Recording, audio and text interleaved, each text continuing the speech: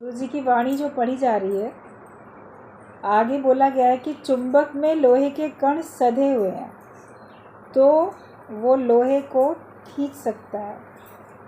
लोहे में कण सधे हुए नहीं होते हैं, चुंबक के संग से सध जाते हैं। एक तरफ नॉर्थ एक तरफ साउथ पोल होता है, कर देता है। गुरु हमारे कण सीधे कर देता है, वरना तुम्हारा दिमाग बिगड़ा हुआ था और सत्संग में आकर सध जाता है। महसूस होता है सबको कि सत्संग में आके हमारा दिमाग हमारा सब सध गया, वरना सब अस्त व्यस्त, पता नहीं कहाँ कहाँ के उलझे उलझे विचार, कभी कुछ कभी कुछ, स्थिरता ही नहीं होती है। तो जैसे चुंबक के अंदर में उसके सब सधे हुए होते हैं कण, इसीलिए उसमें आकर्षण शक्ति आ जाती है, तो वो लोहे को अपनी ओर खींच सकता है। करता कुछ भी नहीं है चुंबक, एक तरफ बस रखा है, लेकिन उसके रेंज में उसके पास अगर कोई लोहे का टुकड़ा आएगा तो वो स्वतः ही उसकी तरफ खिंच जाएगा। और चुंबक से स्पर्श पाके जब तक वो उससे लगा रहेगा, उसके सानिध्य में रहेगा, तब तक लोहे के अंदर भी वो सारे गुण आ जाते हैं, चुंबकीय लक्षण उसमें भी आ जाते हैं। फिर उस लोहे से आप दूसरे लोहे को टच करो तो वो भी उसमें चुंबकी तरीके से चिपक जाएगा। बच्चे बहुत खेल करते हैं, सब लोगों ने बचपन में ज़रूर इस तरह से किया है।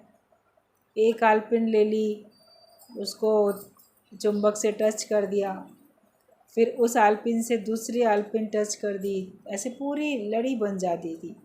कई सारी आलपिन एक के बाद एक वो सब आपस में जैसे जुड़ जाती हैं। तो बच्चे कहते देखो हमने कितनी बड़ी लाइन इनको आपस में जोड़ लिया। लेकिन जो जैसे ही सबसे पहली वाली जो थी आलपिन, वो अगर आप चुंबक से हटा दो तो बाकी सारी अपने आप बिखर जाती हैं, उनको सबको हटाने की ज़रूरत नहीं पड़ती है, वो सब अपने आप हट जाती हैं। क्योंकि जब तक वो पहली वाली जो थी आलपिन वो चुंबक से लगी थी तो उसमें सारी चुंबकीय शक्ति आ चुकी थी, वो उसने भी दूसरी को आकर्षित करके अपने से जोड़ लिया, दूसरी में भी वो शक्ति आ गई, उसने तीसरी को जोड़ लिया, ऐसे जोड़ते चले गए।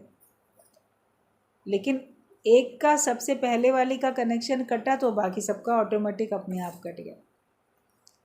तो हमें गहरी नदियाँ नाव पुरानी खेवटिया से जुड़े रहना, हमें जुड़े रहना है अपने विचारों से, अपने भगवान से और अपने ज्ञान से। क्योंकि जब हम गुरु से संपर्क में आते हैं, सत्संग में आते हैं, तो हमारा दिल दिमाग सब सधने लग जाता है। जो चारों तरफ बिखरा हुआ था ना, बहिर्मुखता में जो थे, तो अंतर्मुखता में आने लग जाते हो। मन पहले बाहर की बहुत सोचता और बाहर से ही चाहता भी है कुछ और बाहर की तरफ देखता भी है। अब आपको अंतर्मुखता आ जाती है, आप बाहर की तरफ देखते नहीं, बाहर से कुछ चाहते नहीं, आपकी अंतर की खोज चलती है, अपने भीतर क्या है, जगत है कि जगदीश है, हमारे अंदर क्या है। और हम अपने ही उलझनों को ज्ञान से सुलझाते रहते हैं। व्यक्ति अज्ञानता में अज्ञानता से ही सुलझाता है तो उसकी नहीं सुलझती है। एक चीज़ सुलझती है तो दूसरी फिर खड़ी हो जाती है, दूसरी नई उलझन तैयार है, फिर तीसरी नई उलझन तैयार है, तो वो होती चली जाती है। लेकिन फिर आप देखोगे ज्ञान से आपको युक्ति मिलती जाती है, तो आपका सब कुछ ठीक होते जाता है। गुरु का संग हमेशा करना है, ज्ञान का संग हमेशा करना। शरीर से कभी गुरु से दूर हो भी सकते हो, लेकिन हृदय से कभी दूर मत हो जाओ। हृदय से हमेशा उसको अपने पास और अपने को उसके पास रखो, दूर नहीं जाओ। हम जब हृदय से किसी को याद करेंगे तो वो हमारे हृदय में ही। कहा जाता है कि द्वारे पर दुर्जन बसे तो लाख कोस है दूर। अगर कोई दुर्जन व्यक्ति है तो वो लाख कोस दूर है। जैसे उसका दिल दूसरे से मिलता नहीं है, विचार मिलते नहीं हैं। एक घर में रहते हुए भी लगता है कितनी दूरियां हैं, दोनों में बहुत दूरी हो गई है आपस में। क्योंकि दोनों के विचार नहीं मिलते और वो अलग अलग रहते हैं, बातचीत भी नहीं होती है। मजबूरी है तो एक घर में रहना पड़ता है। कभी भाई भाई होते हैं, देवरानी जेठानियाँ एक संग रहती हैं, दोनों उनके पति भाई भाई एक ही साथ रह रहे हैं, उनको अलग नहीं रह सकते वो किसी भी कारण से, तो बात नहीं करेंगे। बहनें होंगी तो बात नहीं करेंगी। कभी कोई किसी और के साथ जो भी और संग में रहता है तो फिर नहीं बात करेगा। तो हैं तो एक साथ, बाहर से तो लोग क्या बोलेंगे, ये ना सब एक साथ रहते हैं, मगर अंदर से वो एक साथ हैं क्या? अंदर से देखोगे तो बहुत दूरी है उनमें। लेकिन बोला गया कि जहाँ विचार मिल जाते हैं तो कितनी भी बाहर से दूरी हो, दूरी लगती नहीं।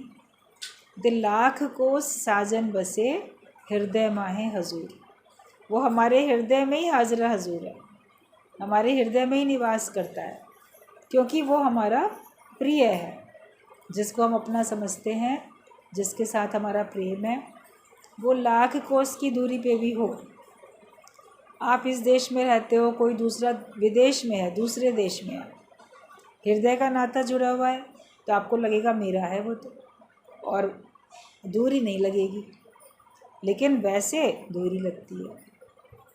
अपने कभी भी मन में भगवान को, निराकार भगवान को, साकार गुरु को, उनकी शिक्षाओं को कभी भी अपने से दूर नहीं करो। शरीर का तो आना जाना लगा रहता है, मगर वो हमारे हृदय में रहना चाहिए। हृदय में होता है तो बाहर से भी प्रकट हो जाता है।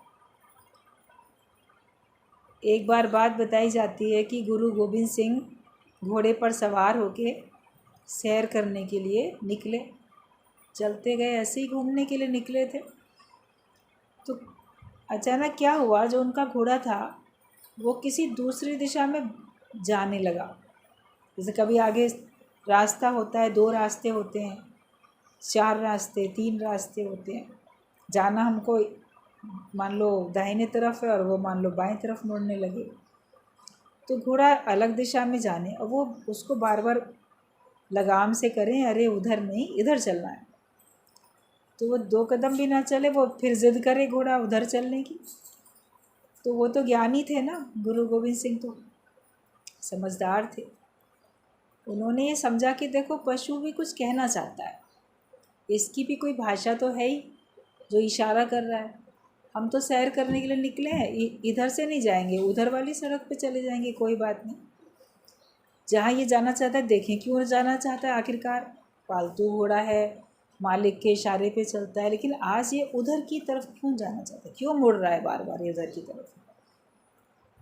तो वो उधर ही, उसी दिशा में जहाँ घोड़ा मुड़ना चाहता था वहीं चल पड़े। आगे चलते जा रहे थे, चलते जा रहे थे, तो उस रास्ते में उनके एक शिष्य का घर था। और जब उस रास्ते में घर पड़ा तो बोले अरे यहाँ तो हमारे शिष्य का, इसका घर है और रास्ते में पड़ ही गया है, बड़े दिन से मिले नहीं है इससे, चलो इससे मिल लेते हैं। तो घोड़ा वहाँ रोक दिया, रुक भी गया घोड़ा। अंदर गए, तो जब अंदर गए तो वो शिष्य तो बहुत खुश हो गया। वो बड़ी तकलीफ़ में था और बड़े हृदय से अपने गुरु को याद कर रहा था। जैसे उसने देखा दरवाजे पे आ गए गुरु गोविंद सिंह, इतनी खुशी से उसकी आंखों में आंसू बहने लगे।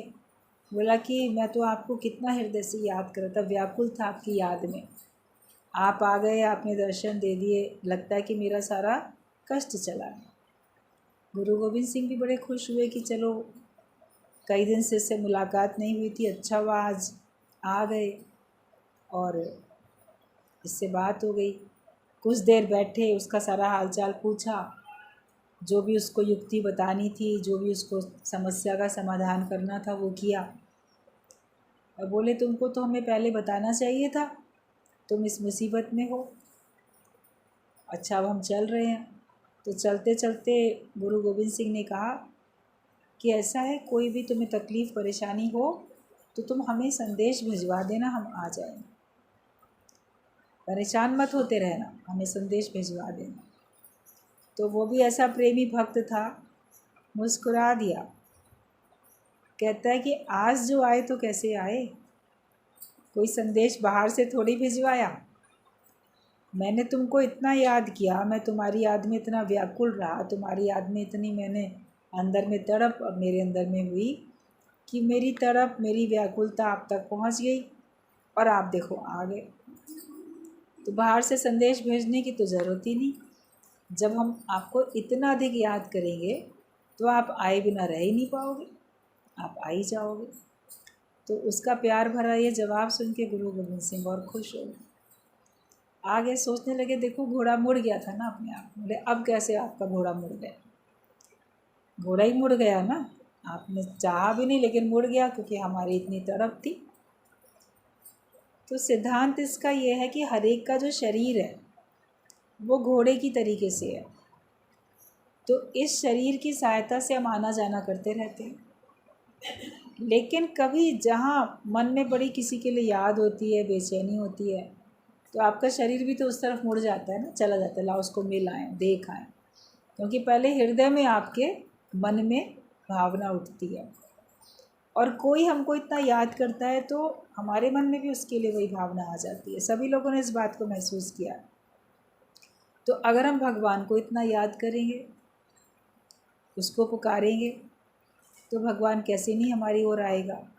वो किसी भी रूप में आके हमारी समस्या का समाधान करेगा, किसी भी रूप में आके वो हमको दुख से उबार लेगा। बस आवश्यकता है कि हमें लगातार उसकी याद में, उसके प्रेम में रहना है। तो गुरु का भी शरीर रूपी घोड़ा मुड़ जाएगा, वो आपकी तरफ आ जाएगा। तो तुम बुलाते ही नहीं हो इतने प्रेम से, इतने प्रेम से बुलाओ, इतनी तड़प के साथ, इतनी व्याकुलता के साथ बुलाओ, तो गुरु कैसे नहीं आ जाए तुम्हारे पास। हृदय से या तो इतना रखो, और मुख से भी अगर बोलोगे तो आएगा ही आएगा। आपका प्रेम होता है, आप मुख से भी कहते हो हमारे घर आइए, कभी हमारे पास आइए, तो फिर आ ही जाता है ना गुरु भी। सत्संग रख लो तो सत्संग भी रख लेते हैं, ऐसे मिलने आना है तो मिलने भी आ जाते हैं। तो आप प्यार से कहते हो तो और अच्छा लगता है। अपनी तरफ से तो वो आप हृदय से याद करोगे तो वो भी हृदय से याद कर ही रहा है, आ भी सकता है वैसे भी। लेकिन अगर प्रेम से आप कह भी देते हो तो भी तो अच्छी बात है। औरों को तो बहुत इनवाइट करते रहते हैं, बुलाते रहते हैं, मनन चिंतन करते रहते हैं एक एक का। फलाने का ना फ़ोन नहीं आया बड़े दिन से, मेरे बेटे का, मेरी बेटी का, संबंधी का, बड़े दिन से चिट्ठी नहीं आई, बड़े दिन से मुलाकात नहीं हुई है।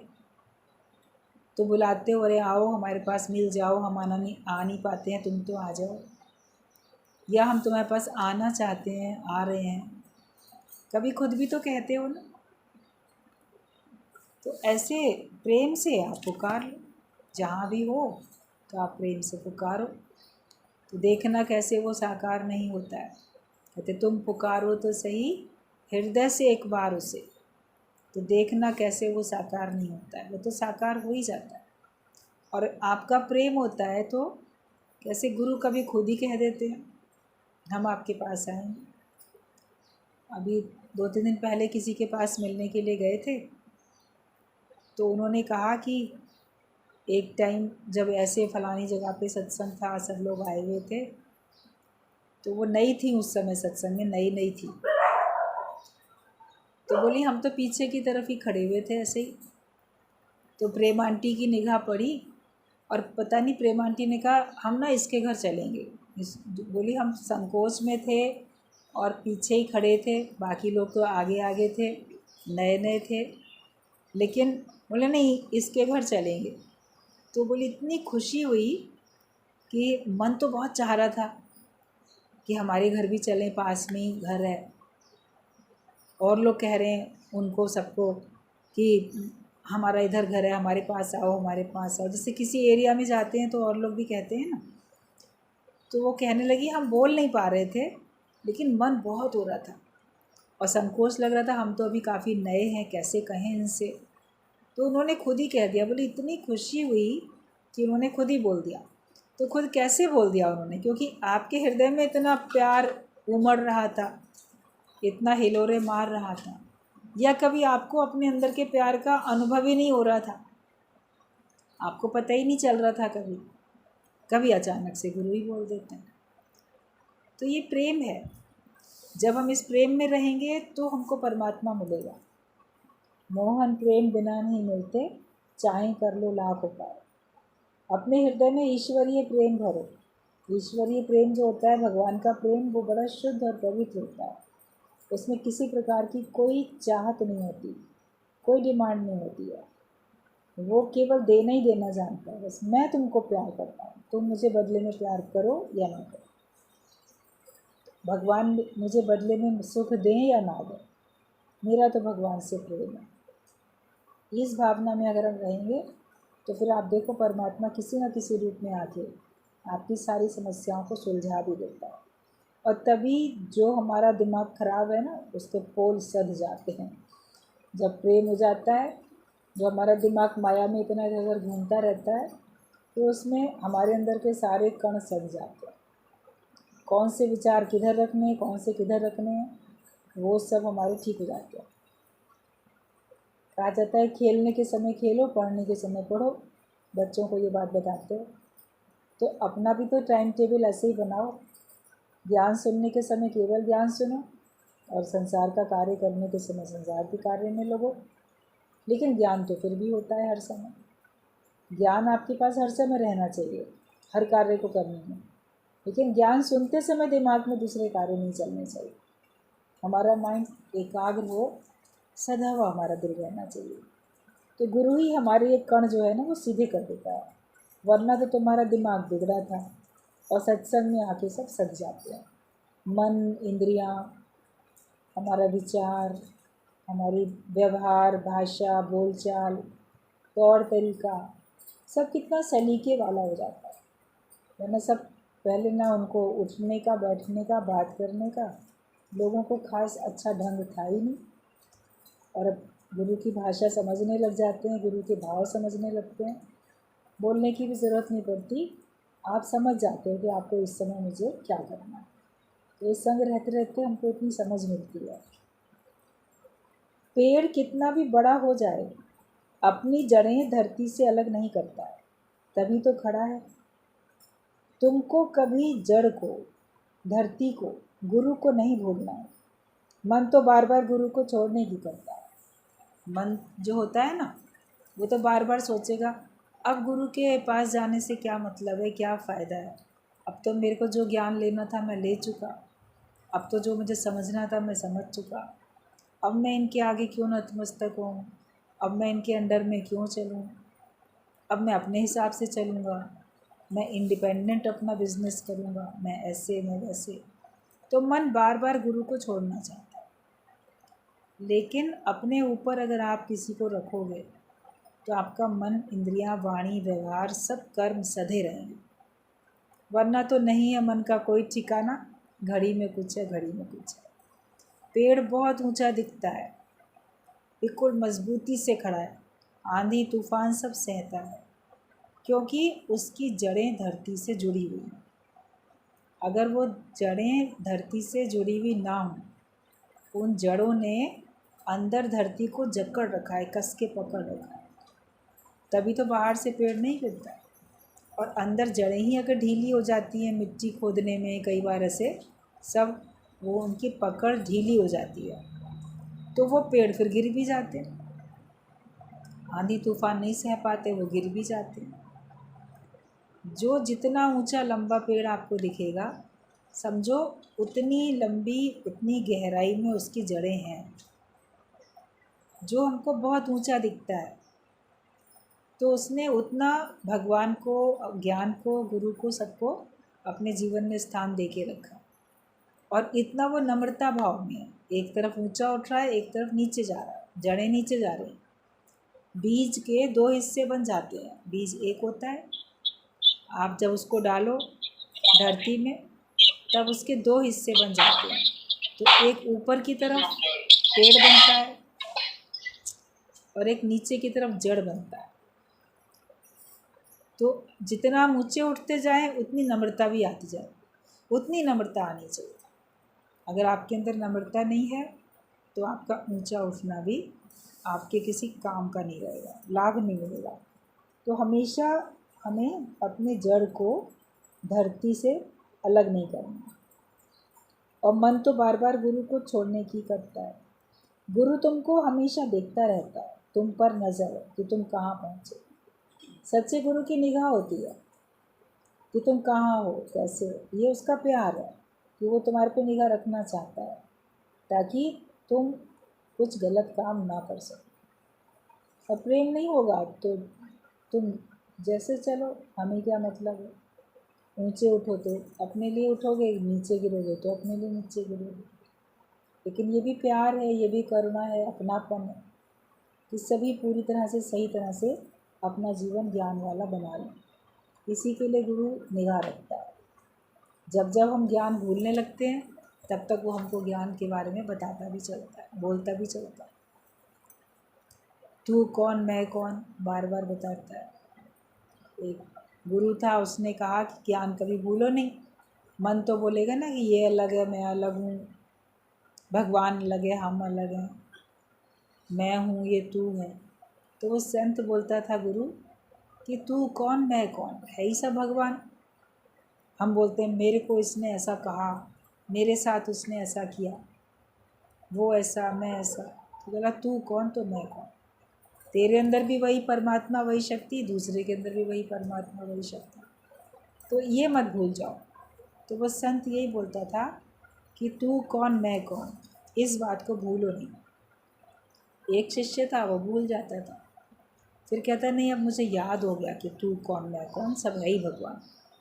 तो संत ने सोचा कि चलो इसकी परीक्षा लेने की तैयारी की जाए, देखा जाए इसकी परीक्षा लेके हर समय तू कौन मैं कौन याद रखता है कि नहीं याद रखता है।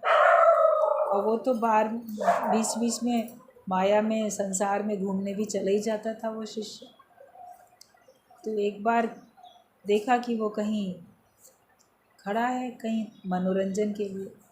तो गुरु भी अपना वेश बदल के आ गए, ऐसे बिल्कुल पगड़ी वगैरह पहन के, मूछें लगा के, वेश अपना बदल के, जैसे एकदम गांव का देहाती अनपढ़ और जिसमें कम अकल हो, इस प्रकार का वेश बना के गुरु चला आया।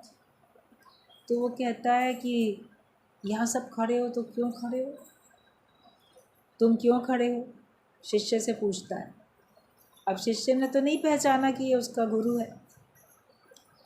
कहते हैं अरे अभी राजा की सवारी निकलने वाली है, अपने देश के राजा की सवारी, तो उसके देखने के लिए खड़े हैं। कई बार होता है ना, कभी कोई मंत्री निकलने वाला हो, प्राइम मिनिस्टर, प्रेसिडेंट, कोई, तो सब सड़कों पे दोनों तरफ नहीं खड़े हो जाते हैं देखने के लिए।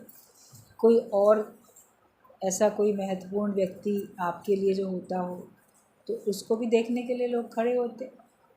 तो राजा की सवारी निकल रही है तो लोग खड़े हैं देखने के लिए। बारात निकलती है तो ही लोग देखने खड़े हो जाते। तो वो खड़ा था, कहता अच्छा तो वो देखो सामने से राजा आ रहा है। अब हाथी के ऊपर सवार होकर राजा आ रहे थे। तो वो कहता है कि कहाँ है राजा, कौन है राजा, ऐसे पूछता है। गुरु उसको पूछता है। तो वो सोचता है ये कैसा गंवार आदमी है, इसको ये नहीं पता राजा कौन है।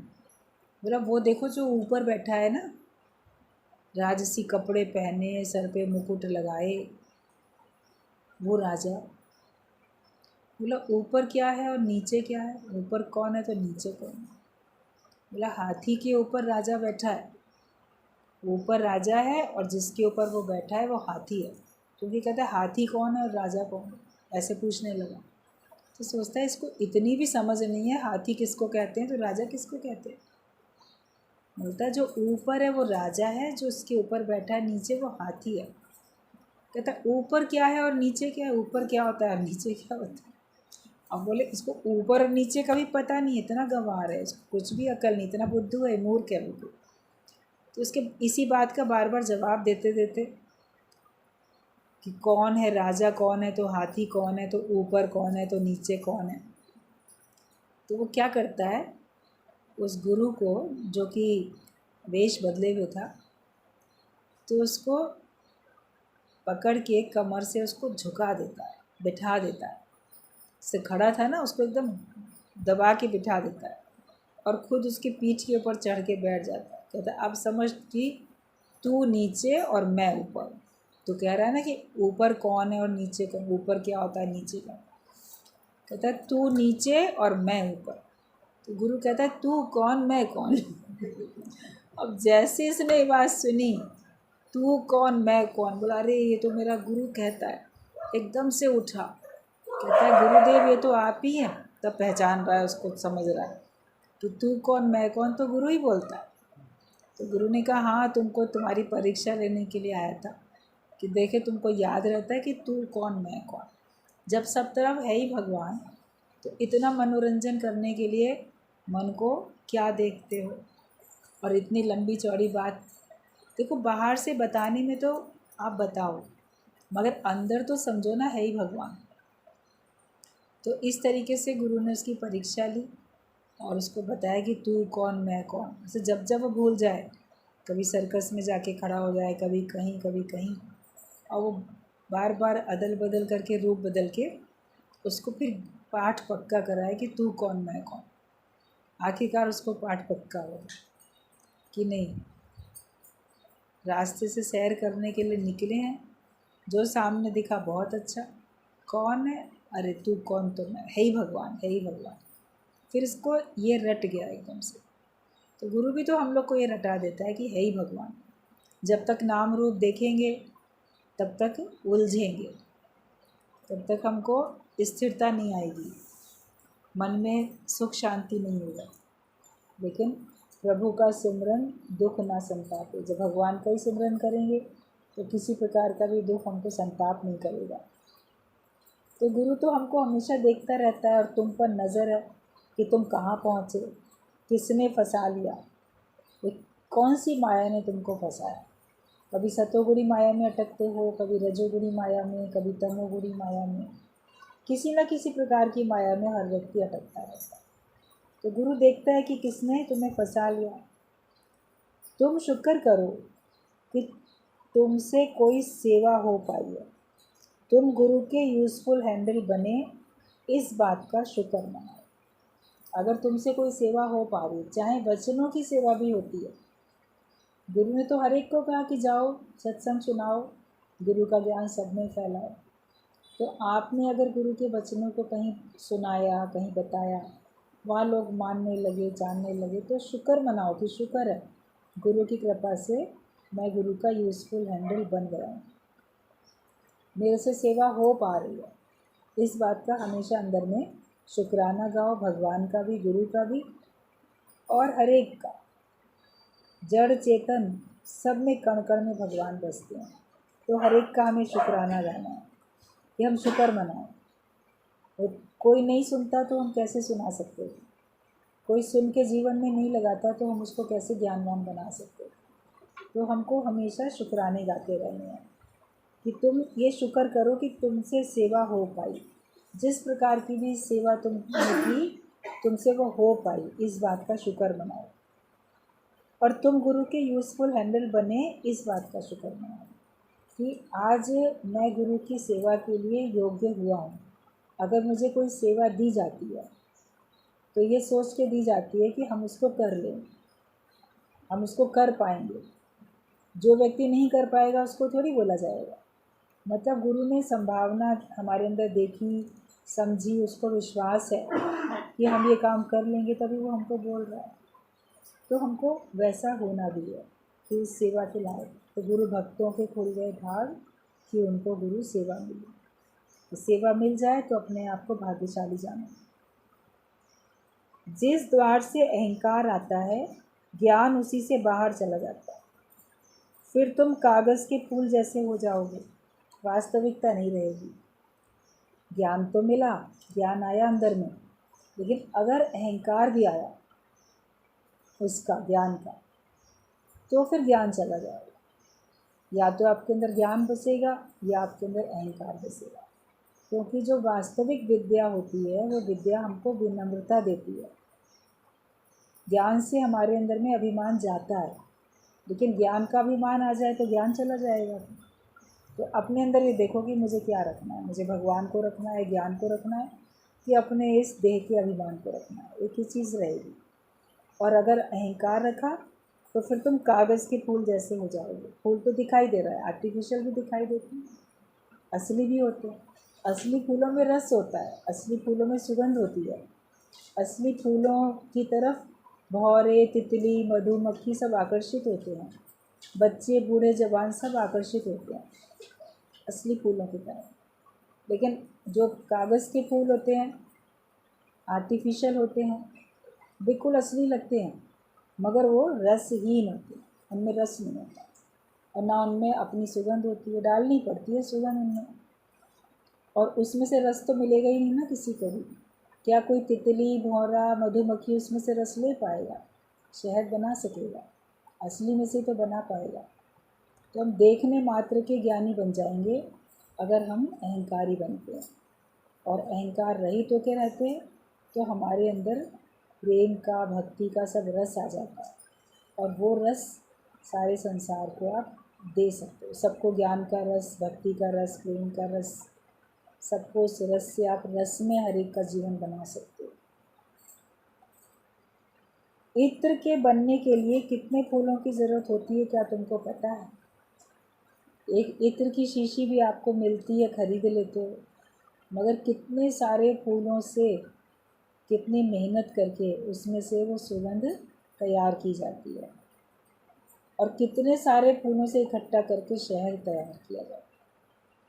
खरीद के तो ले आए बड़ी आसानी से, मगर उसको बनाने में तो कितनी मेहनत पड़ती है। तो सारी मेहनत गुरु की होती है, और लेने के लिए तो कोई थोड़े से में ले लेता है। इस अहंकार से, 5वें नंबर के मेहमान से बच के रहना।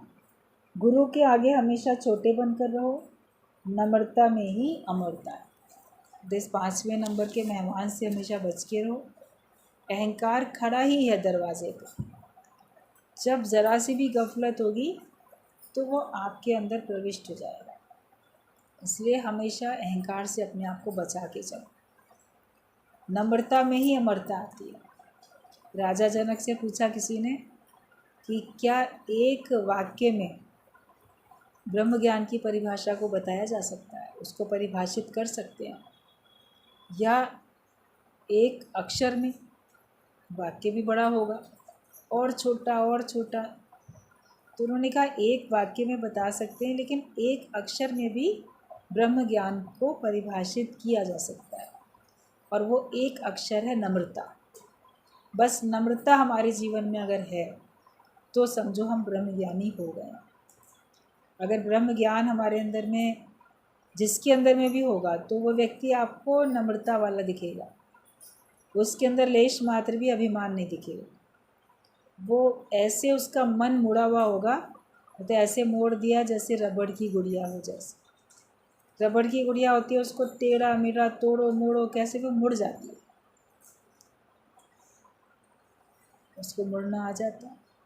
तो अगर हमारे मन को मुड़ना आता है तो समझो कि हम ब्रह्म ज्ञानी हैं, और तभी हमको सुख भी मिलेगा। निज सुख निर्मल सोई पाए, जो मन को मोड़े मोड़े। जब तक आप अपने मन को खुद मोड़ोगे नहीं, तब तक आपको सुख नहीं मिलेगा। कभी आप सोचते हो मैंने बड़ी ज़िद की, हठ किया, मेरे कहने से ना अगला इंसान मुड़ गया, मेरी बात मान ली, आपको बड़ी खुशी होती है। लेकिन वो खुशी कितनी देर की, उसमें अहंकार है आपका। लेकिन जिसने अपने मन को मोड़ा उसके अंदर में खुशी है, उसके अंदर सुख है। जिसने मोड़ लिया उसको सुख मिला, और जिसने नहीं मन को मोड़ा उसके अंदर अहंकार आया, उसको अहंकार मिला। तो अहंकार गिराता है, और नम्रता जो होती है वो हमको परमेश्वर तक पहुंचा देती है। सच्चा ज्ञान अपने अंदर में धरो, भरो, और नम्रता भाव में। कभी भी अकड़ के नहीं चलो, ऐंठ के नहीं चलो। किसी भी बात का हमको अहंकार क्या करना, किसका अहंकार रहा, कब तक रहा और कब तक रहेगा? प्रेम से, नम्रता से आप हर एक के दिल में हमेशा के लिए स्थान बनाओगे। कोई आपको याद करेगा तो उसके अंदर प्रेम आएगा, उसके अंदर सुख आएगा। भगवान का नाम याद करते हो तो आपके अंदर में प्रसन्नता आती है। तेरे नाम का सुमिरन करके मेरे मन में सुख भरा है, तेरी कृपा को मैंने पाया। तो हम ऐसे भगवान को याद करते जाएं और अपने आप को हम नम्रता भाव में हमेशा रखें, तो हम ब्रह्मज्ञानी सिद्ध हो जाते